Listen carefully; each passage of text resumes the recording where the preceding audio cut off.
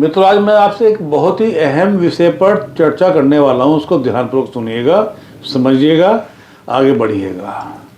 मैं चर्चा करने वाला हूँ आपके सांस के रोग पर, अस्थमा के रोग पर। तो मित्रों समझ लीजिएगा, अभी वायु प्रदूषण बहुत भयंकर चल रहा है। दिल्ली में भी, यूपी में भी, दिल्ली से आसपास सटे राज्यों में वायु प्रदूषण बहुत चल रहा है, जिससे आम आदमी को सांस लेने में दिक्कत पैदा हो रही है। और इंद्रियल कुंडली की बात करेंगे तो कुंडली में यदि आपका शनि खराब है, बुध खराब है, तो सांस की प्रॉब्लम आपको ज़्यादा बन सकती है। इससे आपको बचना होगा। आपको ध्यान कीजिए मित्रों, अगर आपका कन्या लगन है और बुध छठे घर में बैठा हुआ है तो सांस की प्रॉब्लम होनी है। मकर लगन है, कुंभ लगन है और शनि आपका छठे घर में बैठा है तो सांस की प्रॉब्लम होनी है। या शनि को अशुभ ग्रह देखते हो, बुध को अशुभ ग्रह देखते हो, तो सांस की प्रॉब्लम बननी है।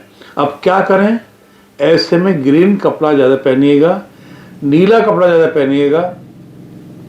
सिर पर अगर आप कैप लगाते हैं तो नीले रंग की हो या हरे रंग की हो, ये कैप आप लगा के चलिएगा। और सांस का आपको विशेष ध्यान करना है। इनहेलर नहीं लेना है आपको। इनहेलर से दमा बढ़ जाता है, यानी कि अस्थमा बढ़ सकता है। इसका आपको ध्यान करना है आपको। तो मित्रों ये बात ध्यान कीजिएगा। दो ग्रह ऐसे हैं जो सांस की तकलीफ को बढ़ाते हैं, शनि और बुध। इनको ठीक कीजिएगा। हो सके एक पन्ना पहनिएगा, सूट करता हुआ एक नीला पहन के रखिएगा, आपको फायदा मिलेगा। उससे आपको अस्थमा नहीं बनेगा। अन्यथा अस्थमा बनने के योग भी आपकी कुंडली के हिसाब से बन सकते हैं। बाबा कृपा करें। सर, क्या ये ग्रह वाकई में बीमारियां ठीक करने की शक्ति रखते हैं? डेफिनेटली बीमारी ग्रहों से होती है और ग्रहों को अगर कंट्रोल किया जाए तो बीमारियों को ठीक करने की ताकत भी ग्रहों के अंदर पाई जाती है। जैसे कि अभी आपने यहाँ शनि का जिक्र किया, बुध का जिक्र किया है, तो क्या इससे जुड़े हुए हमें कुछ जाप, पूजा, दान ये सब भी करने की आवश्यकता है क्या? अगर कर सकते हैं बहुत अच्छी बात है। शनि के दान के लिए आपको क्या करना होगा? आपको सरसों का तेल, काला कपड़ा, काले उड़द, काले तिल और कोई लोहे का आइटम आपको शनि मंदिर में दान करना होगा। आपको फायदा मिलेगा।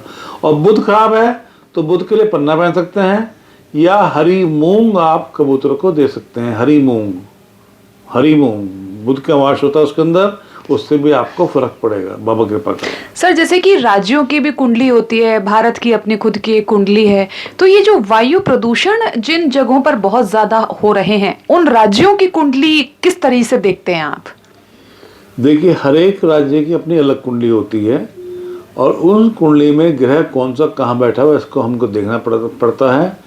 और स्पेशली एयर की हम बात करें, हवा की हम बात करें, वायु की हम बात करें, तो शनि बुध को सबसे पहले ध्यान में हमें करना होगा, क्योंकि शनि एयरली प्लेनेट है। हवा के ऊपर प्रभाव जो है शनि का पाया जाता है, बुध का पाया जाता है। ये दो ग्रह अगर ठीक कर लिया जाए तो वायु प्रदूषण काफ़ी हद तक कम हो सकता है। यानी कि अगर आकाश में बादल छाए हुए नहीं हो तो वायु प्रदूषण कम रहेगा। इसको समझ लीजिएगा, क्योंकि आकाश नीले रंग का होता है। नीला आकाश चमक रहा है तो शनि का प्रभाव बढ़ रहा है, तो वायु प्रदूषण काफ़ी हद तक कम होने के योग बन जाते हैं। बाबा कृपा करें।